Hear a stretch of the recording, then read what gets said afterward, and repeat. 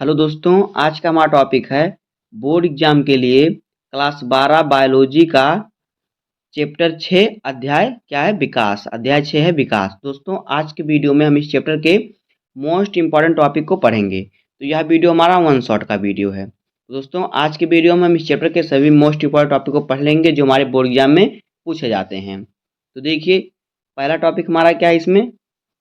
देखिए पहला हेडिंग हमारा है विकास। तो देखिए विकास क्या होता है।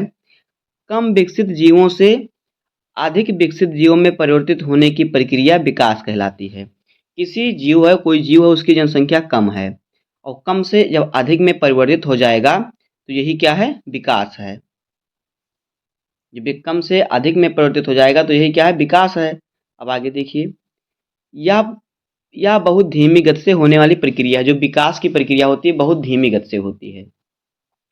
यह निरंतर चलती रहती है, या प्रक्रिया जो है निरंतर चलती रहती है विकास की प्रक्रिया। अब आगे देखिए, अगला हेडिंग है ब्रह्मांड व पृथ्वी की उत्पत्ति। तो देखिए ब्रह्मांड की उत्पत्ति लगभग 20,000 करोड़ यानी 20 बिलियन वर्ष पहले हुई थी। पृथ्वी की प्रारंभिक अवस्था में इसमें वायुमंडल नहीं था। जब पृथ्वी का शुरुआत अवस्था थी, प्रारंभ की अवस्था थी, तो इसमें क्या था, वायुमंडल इसमें नहीं था। पृथ्वी जैसे जैसे ठंडी होती गई इसमें जल, जलवाष्प, मीथेन, कार्बन डाइऑक्साइड एवं अमोनिया का निर्माण हुआ। जैसे जैसे पृथ्वी क्या हुई, पहले ये आग का गोला था पृथ्वी, तो ये जैसे जैसे ठंडी होती गई उसी प्रकार से इसमें जल, जलवाष्प, मीथेन गैस, कार्बन डाइऑक्साइड और अमोनिया का निर्माण हुआ। आगे देखिए, सूर्य की पराबैंगनी किरणों ने पानी को तोड़कर H2 व O2 को अलग अलग कर दिया। जो सूर्य से पराबैंगनी किरण निकलती उसने क्या किया, पानी को तोड़कर H2 और O2 को अलग अलग कर दिया। O2 ने NH3 व CH के साथ मिलकर H2O बनाया। तो जो O2 था वो NH3 व CH4 के साथ मिलकर HO2 जल और CO2 कार्बन डाइऑक्साइड तथा दूसरी गैसें बनाई।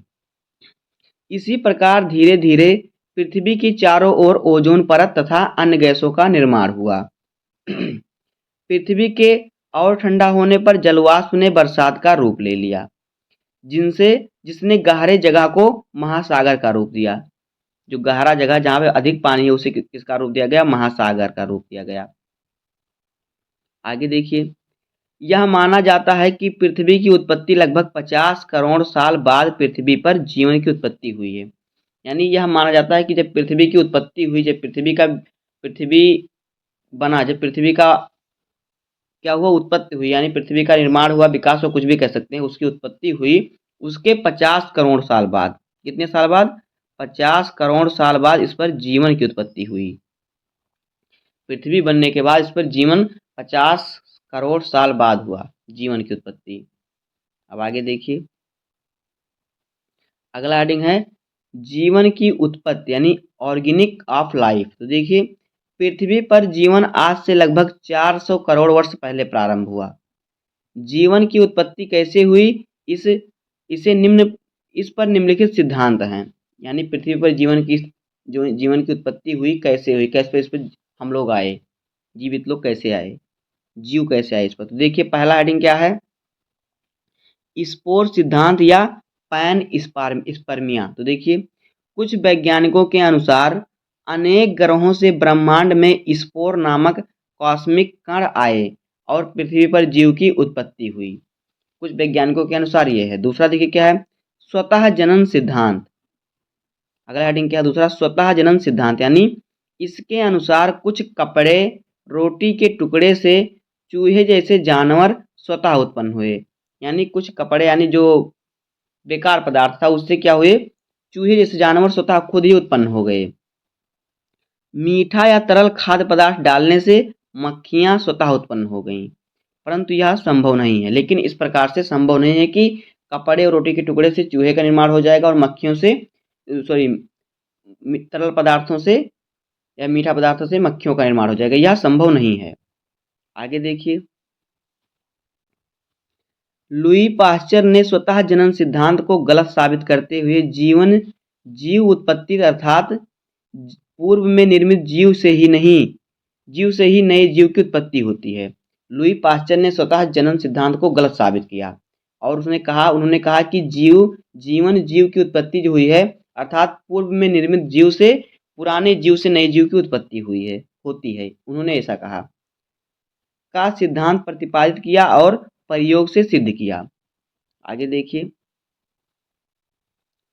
इन्होंने 2 फ्लास्क लिए जिनमें मृत ईस्ट रखा, एक फ्लास्क को खुला ही रहने दिया, जबकि दूसरे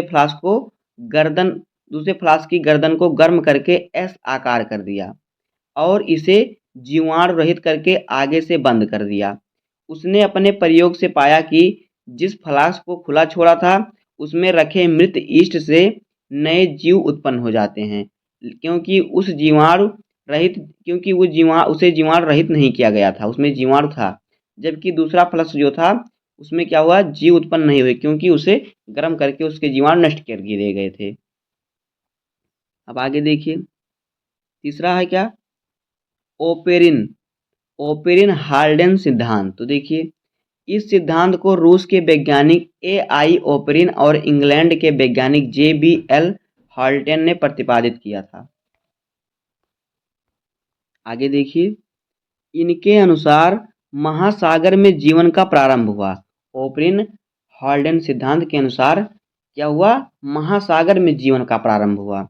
उस समय पृथ्वी का तापमान ज़्यादा था, लेकिन वायुमंडल में CH4 और CH3 जैसी गैसें कम और ज्वालामुखी ज़्यादा थे। इस समय वातावरण में ना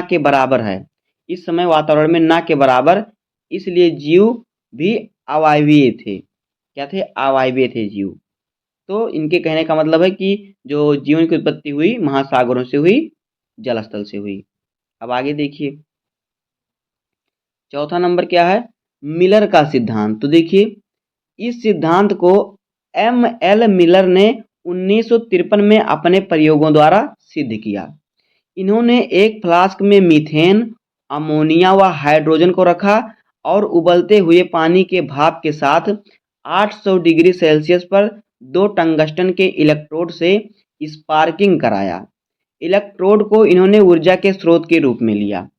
इसने जो मिलर का सिद्धांत है, इन्होंने क्या किया, इन्होंने फ्लास्क में मीथेन, अमोनिया और हाइड्रोजन गैस को रखा और उबलते हुए पानी के भाप के साथ कितना 800 डिग्री सेल्सियस पर 2 टंगस्टन का इलेक्ट्रोड उसमें डाला और फिर क्या किया, स्पार्किंग कराया, मतलब उसमें करंट डाला। इलेक्ट्रोड को इन्होंने ऊर्जा के स्रोत के रूप में लिया।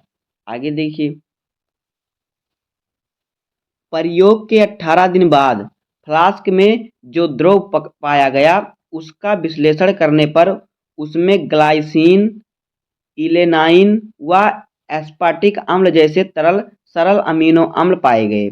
इसके अलावा फार्मिक अम्ल, एसिटिक अम्ल, ऑक्जेलिक अम्ल आदि कार्बनिक अम्ल पाए गए और साथ ही शर्कराएं, नाइट्रोजन क्षार व वर्णक भी पाए गए। अब आगे देखिए, इस प्रयोग में यह माना गया कि ब्रह्मांड में कहीं ना कहीं ऐसी अभिक्रिया हुई जिससे अकार्बनिक से कार्बनिक यौगिक का निर्माण हुआ और कार्बनिक अणुओं से जीवन का आरंभ हुआ। तो इस प्रकार से जीवन का आरंभ हुआ। आप देखिए आगे, अगला हेडिंग है जैव विकास के प्रमाण। तो देखिए क्या है जैव विकास के प्रमाण, किस प्रकार से, देखिए, पृथ्वी पर जीवों के जन्म व उनके विकास को ही जैव विकास कहते हैं। जो पृथ्वी हमारी है, इस पर जीवों का जन्म एवं उसके विकास को जैव विकास कहते हैं। वर्तमान में यह सिद्ध किया जा चुका है कि सभी जीवों का विकास दूसरे जीवों में विभिन्नताओं के कारण जैव विकास हुआ है। इस प्रक्रिया का अध्ययन विभिन्न प्रमाणों की सहायता से किया जाता है। देखिए प्रमाण क्या क्या हैं, देखिए, तुलनात्मक आकारीय व शरीर की रचना के प्रमाण, जीवाश्म विज्ञान के प्रमाण, अवशेष अंगों के प्रमाण, अवशेष यानी जो शरीर के अंग होते हैं, अवशेष हड्डी हो गया, ये अंगों के प्रमाण हैं। संयोजक कड़ियों के प्रमाण, तुलनात्मक भौतिकी से प्रभाव, जंतुओं के भौगोलिक वितरण के प्रमाण।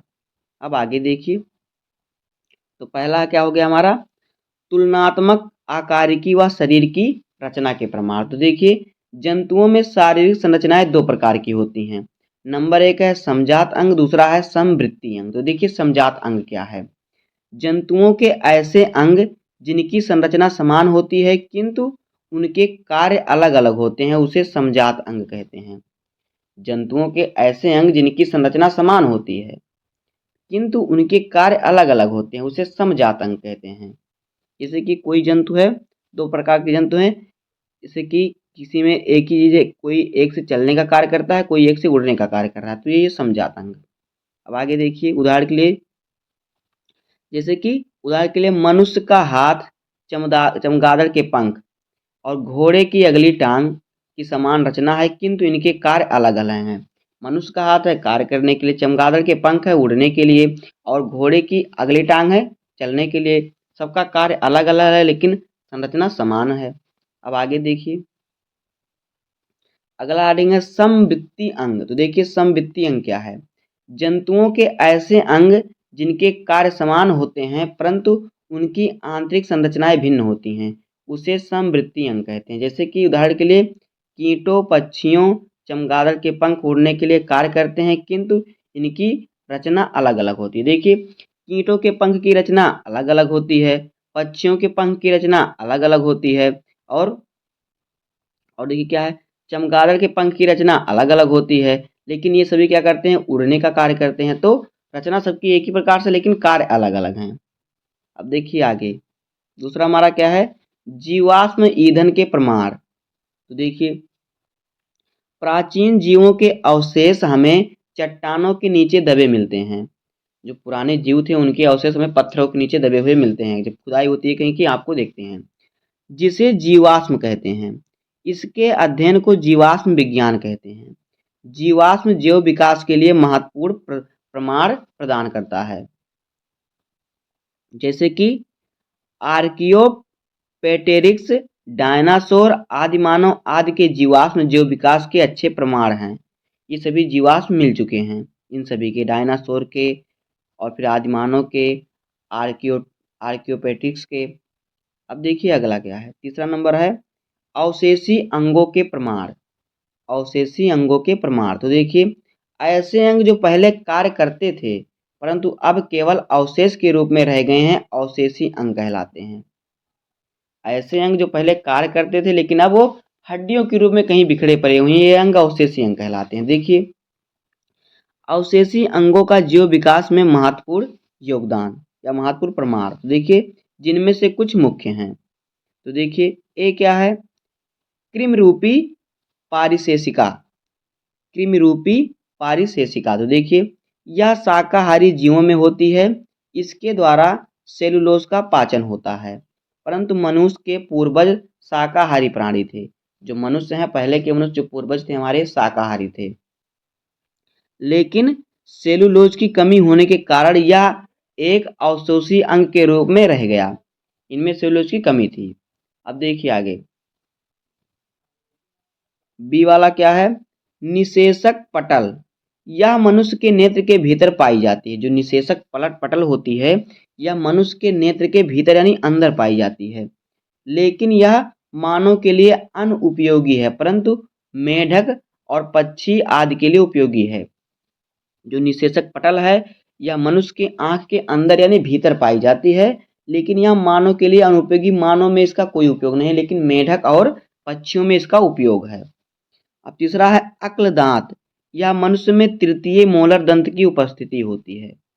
अब देखिए कीवी और शतुरमुर्ग ऐसे पक्षी हैं जिनके पंख तो होते हैं परंतु उनमें उड़ने की क्षमता नहीं होती। क्यों? कीवी पक्षी और शुतुरमुर्ग पक्षी, इनमें पंख होता है लेकिन इनमें उड़ने की क्षमता नहीं होती है, उड़ नहीं पाते। अब आगे देखिए अगला है संयोजक कड़ियों के प्रमाण। तो देखिए ऐसे जीव जिनमें दो वर्ग या दो जातियों के लक्षण पाए जाते हैं अर्थात दोनों वर्गों के बीच की कड़ी संयोजक कड़ी कहलाती है। जिनमें ऐसे दो वर्ग या दो जात जिनमें क्या होता है, ऐसे जीव जिनमें दो वर्गों या फिर दो जातियों के लक्षण एक ही में पाए जाएं तो वो क्या होते हैं, वो होते हैं संयोजक कड़ी। तो देखिए जैसे कि नंबर एक क्या है, विषाणु। तो विषाणु सजीव और निर्जीव के बीच की संयोजक कड़ी है। युग्निला, यह जंतु और पौधों के बीच की संयोजक कड़ी है। तीसरा है पेरिपेट्स, यह एनेलिडा तथा आर्थ्रोपोडा के विकास को प्रमाणित करता है, इसलिए इसे एनेलिडा तथा आर्थ्रोपोडा के बीच की संयोजक कड़ी कहते हैं। अब आगे देखिए, चौथा क्या है, नियोपिलीन। यह एनेलिडा के मध्य की संयोजक कड़ी है।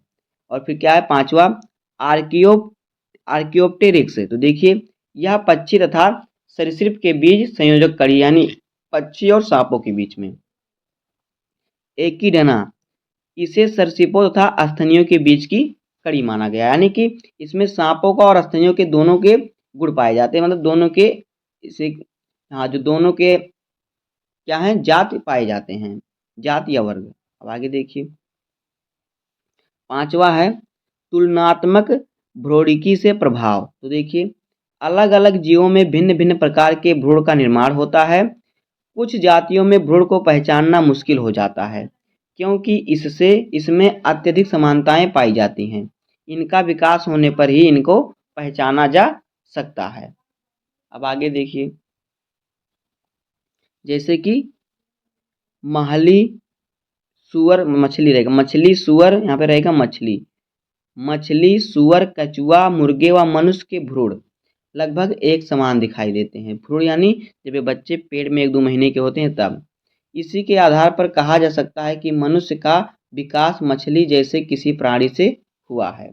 जिस प्रकार से मछली का भ्रूण होता है, उसी प्रकार से मनुष्य का भ्रूण भी होता है।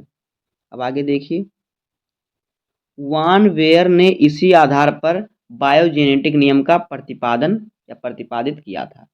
अब आगे देखिए क्या है, बायोजेनेटिक नियम। तो देखिए, इस नियम के अनुसार भ्रूण में पहले सामान्य लक्षण व बाद में विशेष लक्षण दिखाई देते हैं। इस नियम को वेयर का नियम कहा गया। सन 1866 में अर्नेस्ट हेकल द्वारा इस नियम को बायोनेटिक कहा गया। इसमें जंतु अपने पूर्वज के भ्रूणीय लक्षणों की जगह वयस्क लक्षणों को दोहराते हैं, इसलिए इसे पुनरावृत्ति सिद्धांत भी कहा जाता है। अब देखिए आगे देखिए क्या है, भौगोलिक वितरण के प्रमाण। तो देखिए, यह जैव विकास को प्रमाणित करता है।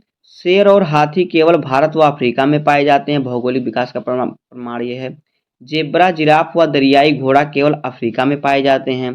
कुछ शुतुरमुर्ग अफ्रीका में तथा कुछ अरब में भी पाए जाते हैं। डार्विन ने अमेरिका के 14 द्वीपों में गैलेमपेगास द्वीप की चिड़ियाओं का अध्ययन किया। उन्होंने चोंच में मौलिक अंतर पाया, जो चिड़िया थी उनकी चोंचों में अलग अलग अंतर पाया, जो अलग वातावरण व परिस्थितियों के कारण उत्पन्न हुआ। इन चिड़ियों को डार्विन की फिंचे कहते हैं। अब आगे देखिए, अगला हेडिंग क्या है, प्राकृतिक वर्ण या योग्यता की उत्तरजीविता। तो देखिए, जो जीव वातावरण के अनुकूल रहने में योग्य होते हैं वही जीव पृथ्वी पर जीवित रहते हैं, यानी जिस वातावरण में रहें उसी वातावरण में ढल जाते हैं, तथा जो जीव प्रतिकूल रहते हैं वह धीरे धीरे पृथ्वी से नष्ट हो जाते हैं। जैसे कि मान लीजिए कोई जीव ठंडे में रह रहा है, उसमें ठंडे में रहने के लिए से मान लीजिए उसके पंख अधिक मोटे हैं, तो वो जिस जहाँ पर ठंडा स्थान है वहीं पर रहेगा। अगर वो गर्म स्थान में जाएगा तो गर्म से ही मर जाएगा। तो ये कह रहा है कि जो जीव वातावरण के अनुकूल रहने में योग्य हैं वही पृथ्वी पर जीवित रहते हैं, और जो वातावरण के योग प्रतिकूल नहीं है वो धीरे धीरे नष्ट हो जाते हैं। आगे देखिए, डार्विन ने इस प्रक्रिया को प्राकृतिक वर्ण कहा, जबकि हर्बर्ट स्पेंसर ने इसे योग्यतम की उत्तरजीविता का नाम दिया। अब आगे देखिए, उदाहरण है, जैसे कि उदाहरण के लिए रेगिस्तानी जिराफ। अब देखिए आगे, अगला हेडिंग देखिए क्या है, प्राकृतिक वर्ण के पक्ष में उदाहरण। तो देखिए, प्राकृतिक वर्ण एक ऐसी महत्वपूर्ण प्रक्रिया है जिसके कारण जीवों के गुणों का चयन होता है, जिससे वह प्रकृति में अनुकूलित हो पाते हैं। इसके निम्न उदाहरण हैं।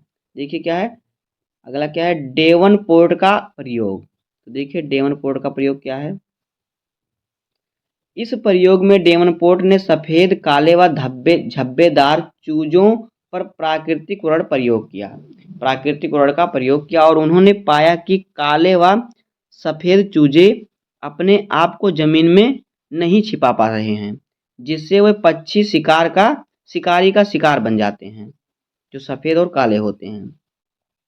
उनकी संख्या कम हो जाती है, परंतु धब्बेदार चूजे जमीन में छिप जाते हैं, इसलिए वह शिकारी से बचे रहते हैं और उनकी संख्या बढ़ती रहती है, अर्थात प्रकृति धब्बेदार चूजों को वर्ण करती है। जैसे कि कुछ चूजे सफ़ेद हैं, कुछ चूजे किस प्रकार से हैं, काले हैं, कुछ चूजे धब्बेदार हैं। तो जो धब्बेदार हैं वो तो पृथ्वी पर अपने आप को छुपा लेंगे, कहीं पे वातावरण के अनुकूल छिपा लेंगे, लेकिन जो सफ़ेद और काले हैं वो नहीं छिप पाएंगे, इसलिए शिकारी के हाथों ये मारे जाएंगे। तो इनकी संख्या घटेगी और जो धब्बेदार है उसकी संख्या बढ़ेगी, क्योंकि वो छुपा ले रहा है। तो यहाँ पे क्या हो गया, ये प्रकृति इसका क्या है, वर्ण कर रहा है धब्बेदार चूजे का। अब आगे देखिए, अगला हेडिंग है अनुकूली विकिरण क्या है। तो देखिए, जब एक ही पूर्वज से विभिन्न जातियों का विकास होता है तो इसे अनुकूली विकिरण कहते हैं।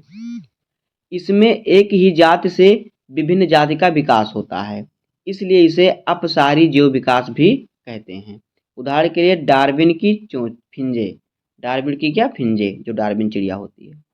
अब देखिए आगे, अगला हेडिंग है जैव विकास। तो देखिए जैव विकास क्या है। देखिए, जैव विकास निरंतर चलने वाली प्रक्रिया है। जो छोटे जीव होते हैं उनमें विकास की दर ज़्यादा तेज होती है, जबकि यह दर बड़े जीवों में बहुत धीमी होती है। जैव विकास होने में हजारों वर्ष का समय लगता है। जैव विकास यानी उस जीव का विकास। तो जो छोटे जीव होते हैं उनकी क्या होती है, उनका विकास जल्दी होता है, क्योंकि जैसे कि मान लीजिए चींटी है, चींटी का विकास देखिए कितना जल्दी होगा, लेकिन शेर का जो होगा विकास बहुत धीरे धीरे होगा। अब देखिए आगे, अगला हेडिंग है जैव विकास के सिद्धांत। तो देखिए क्या है, लैमार्कवाद, डार्विनवाद और उत्परिवर्तनवाद। तो देखिए लैमार्कवाद क्या है, यहाँ पे देखिए हेडिंग है लैमार्कवाद। देखिए, लैमार्कवाद फ्रांसीसी प्रकृति वैज्ञानिक जे.बी. लैमार्क ने सर्वप्रथम 1809 ईस्वी में जैव विकास के अपने विचारों को अपनी पुस्तक में प्रकाशित किया। इसे लैमार्कवाद या उपार्जित लक्षणों का वंशागत सिद्धांत कहते हैं। जो लैमार्क फ्रांसीसी प्रकृति वैज्ञानिक ने, लैमार्कवाद वैज्ञानिक हैं, तो फ्रांसीसी प्रकृति वैज्ञानिक कौन, लैमार्कवाद के अनुसार फ्रांसीसी वैज्ञानिक जे.बी. लैमार्क ने सर्वप्रथम 1809 ईस्वी में जैव विकास के अपने विचारों को अपनी पुस्तक में प्रस्तावित, मतलब उनका विचार किया तो उन्होंने अपनी पुस्तक में लिखा। इसे लैमार्कवाद या फिर उपार्जित लक्षण का वंशागत सिद्धांत कहते हैं। तो देखिए लैमार्कवाद के मुख्य बिंदु देखिए क्या है। लैमार्क के अनुसार जीवों की संरचना, कायिकी, उनके व्यवहार पर वातावरण के परिवर्तन का सीधा प्रभाव पड़ता है। यानी उनका व्यवहार कैसा है, वो उनकी शरीर की संरचना, कायिकी यानी शरीर की संरचना किस प्रकार से है, जीव की रचना किस प्रकार से, उसके वातावरण पर निर्भर करता है। परिवर्तित वातावरण के कारण जीवों के अंगों का उपयोग ज़्यादा अथवा कम होता है।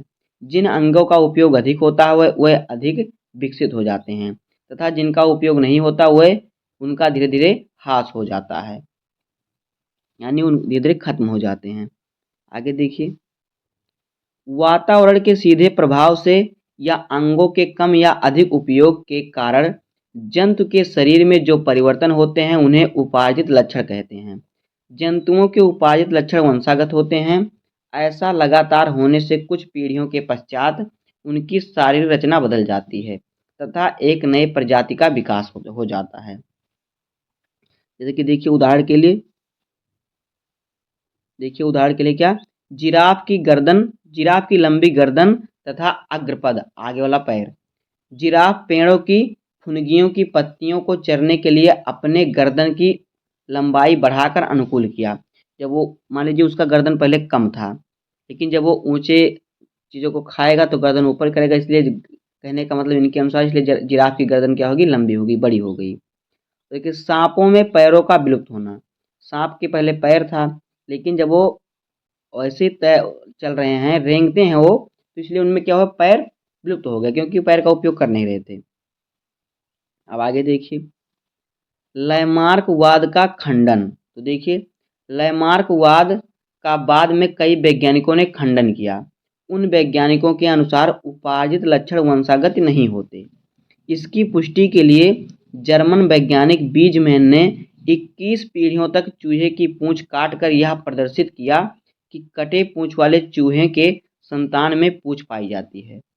उसका खंडन करने के लिए जैसे कि उन्होंने कहा लेमार्क ने कि सांप में पहले पैर था लेकिन उसका उपयोग नहीं हुआ, तो उनमें पैर विलुप्त हो गया। वो रेंग रहे थे इसलिए पैर का उपयोग नहीं करते, तो उनमें पैर विलुप्त हो गया।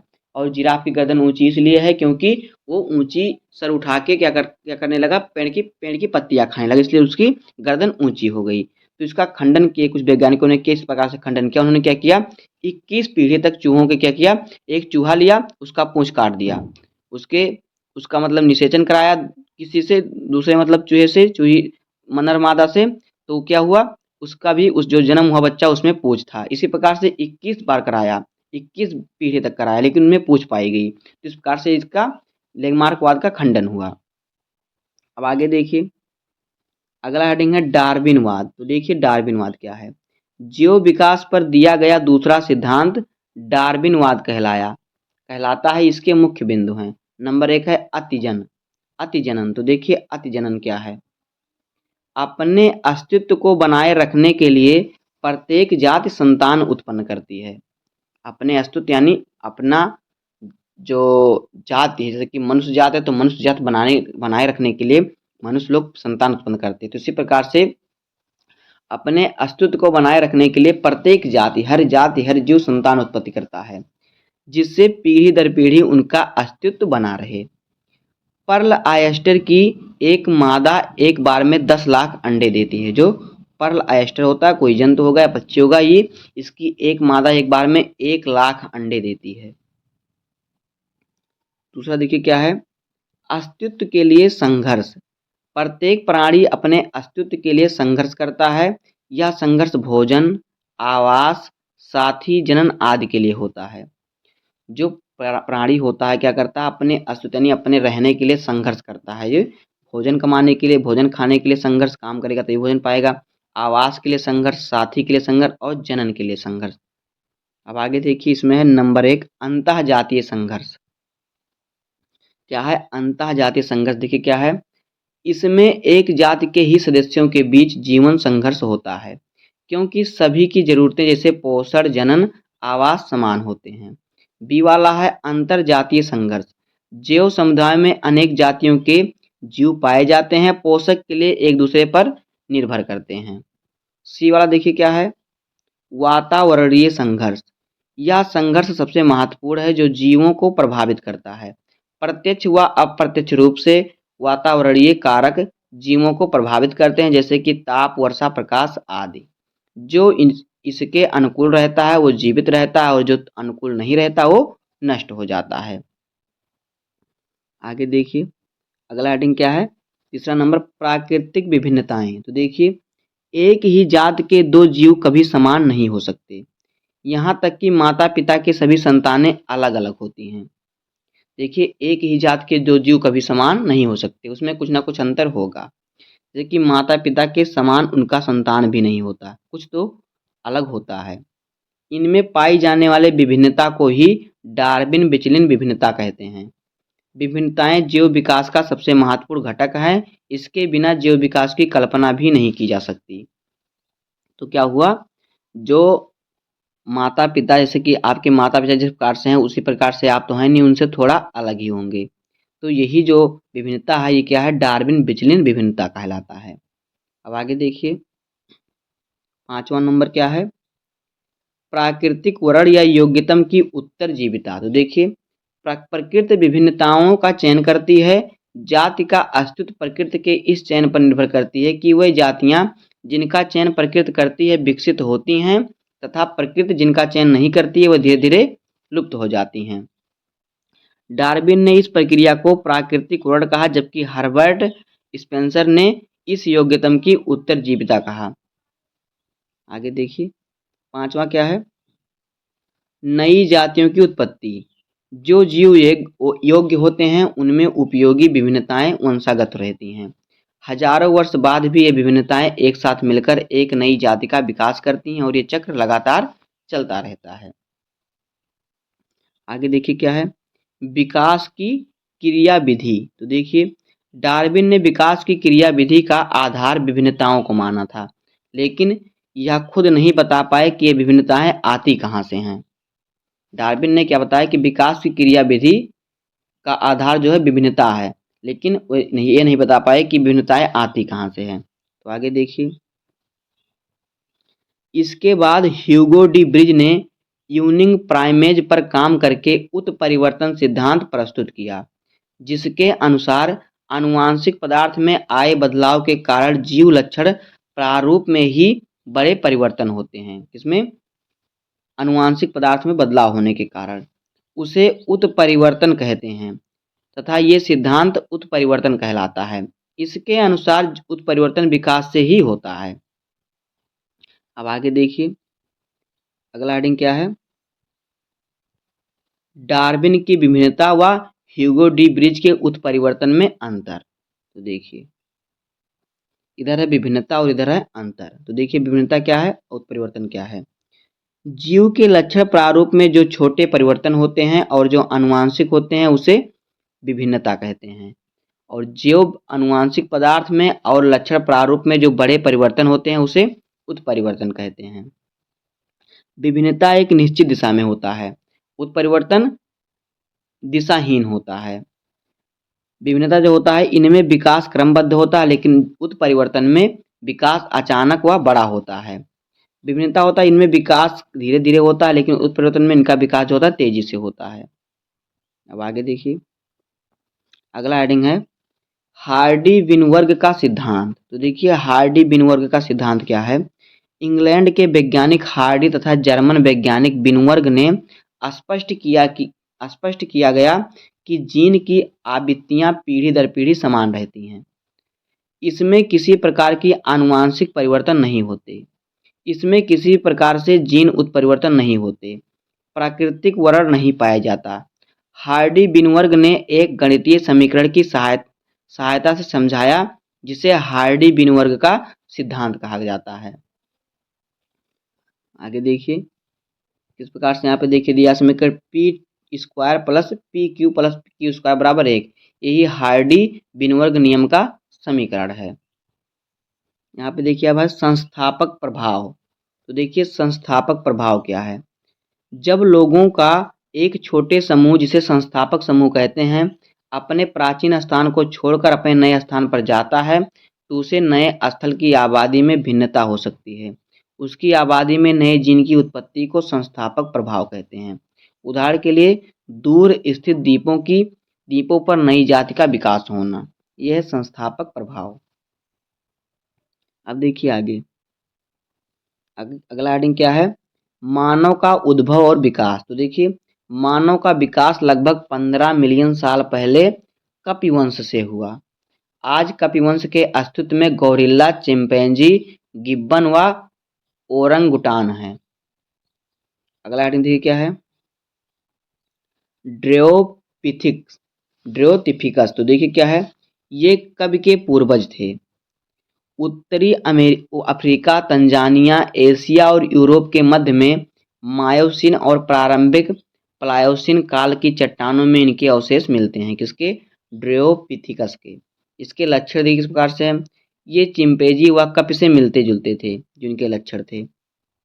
ये चिंपैंजी व गोरिल्ला की तरह चलते थे। शरीर पर घने बाल घने रोए होते थे। ड्रेओपिथिकस के बाद मानव वंश का शुरुआत हुआ। आगे देखिए क्या है, आगे है रामाफिथिकस। तो देखिए रामाफिथिकस क्या है, ये एक उपमानव थे। भारत के शिवालिक पहाड़ियों में 1955 में इनके जीवाश्म पाए गए थे। ये लगभग 1.3 करोड़ साल पहले पृथ्वी पर पाए जाते थे। इनके लक्षण देखिए कैसे थे। ये मनुष्य के समान दिखते थे। इनके दांतें व जबड़े की रचना मनुष्य के समान थी। इनके शरीर में घने रोम थे। इनकी लंबाई 4 फीट से कम होती थी। आगे देखिए क्या है, होमो हेबिलिस। तो देखिए होमो हेबिलिस क्या है, प्रथम मानव समान पूर्वज, मानव के समान प्रथम पूर्वज। प्रथम मानव जिसने शिकार करने के लिए पत्थरों के औजार बनाना प्रारंभ किया, इसलिए इसे प्रथम टूल मेकर मैन कहते हैं। ये मांस नहीं खाते थे। इनकी कपाल क्षमता 650 से 800 सीसी के मध्य थी। इनके जीवाश्म डॉक्टर लेके द्वारा अफ्रीका में 2 मिलियन वर्ष पुरानी चट्टानों से प्रारंभ किए गए। ये गुफाओं में रहते थे। कहाँ पे? गुफाओं में। अब आगे देखिए, होमो इरेक्ट्स, तो देखिए ये 1.5 मिलियन वर्ष पूर्व विद्यमान थे। इनका मस्तिष्क बड़ा 900 सीसी कपाल क्षमता युक्त था। ये गुफाओं में रहते थे और संभवतः मांस खाते थे। अब देखिए आगे क्या है। अगला हेडिंग है होमोसेपियंस निएंडरथैलेसिस। तो देखिए ये 1 लाख से 4 लाख वर्ष पूर्व पूर्वी व एशियाई देशों में रहते थे तथा इनके जीवाश्म जर्मनी की निएंडरथल घाटी में प्राप्त किए गए। इनके मस्तिष्क का आकार 1400 सीसी आधुनिक मानव के समान था, आज के मानव के समान। आगे देखिए, ये अपने शरीर की रक्षा के लिए जानवरों की खाल का प्रयोग करते थे, उनका खाल पहनते थे। ये अपने मृतकों को जमीन में गाड़ते थे और संभवतः आत्मा की अमरता में विश्वास करते थे। ये झोपड़ियों में रहते तथा स्वभाव से सर्वाहारी थे, मांस भी खाते थे और पेड़ पौधे की पत्तियां टहनियां ये भी खाते थे, फल वल। अगला है आधुनिक मानव। तो देखिए 75,000 से 1 लाख वर्ष पूर्व हिम युग के दौरान आधुनिक मानव पैदा हुआ। यह अफ्रीका में विकसित हुआ और धीरे धीरे विभिन्न महाद्वीपों में फैला। इसके बाद यह भिन्न प्रजातियों में विकसित हुआ। यह आज का मानव है जिसकी कपाल क्षमता 1300 से 1600 है सीसी है। इस मानव में पूर्ण विकसित ठोड़ी, पूर्व विकसित बोलने का केंद्र, तुलनात्मक रूप से छोटा ललाट और शरीर पर बाल कम हैं। ये स्वभाव से सर्वाहारी हैं। आगे देखिए, कृषि का प्रारंभ भी इन्हीं मानव से द्वारा किया गया। कृषि कार्य लगभग 10,000 वर्ष पूर्व हुआ और मानव बस्तियां बनना शुरू हुआ। तो दोस्तों इस प्रकार से हो जाएगा इस चैप्टर का मोस्ट इम्पॉर्टेंट टॉपिक का वन शॉट वीडियो। तो उम्मीद है कि आपको वीडियो पसंद आया होगा। अगर आपको वीडियो पसंद आया हो तो वीडियो को लाइक कर दीजिएगा और चैनल पर नए सब्सक्राइब कर दीजिए, बेल आइकन को प्रेस कर दीजिए, क्योंकि बोर्ड एग्जाम के हर इंपॉर्टेंट टॉपिक का वीडियो आपको चैनल पर मिलता रहेगा। तो मिलते हैं किसी नेक्स्ट वीडियो में, तब तक के लिए धन्यवाद। जय हिंद।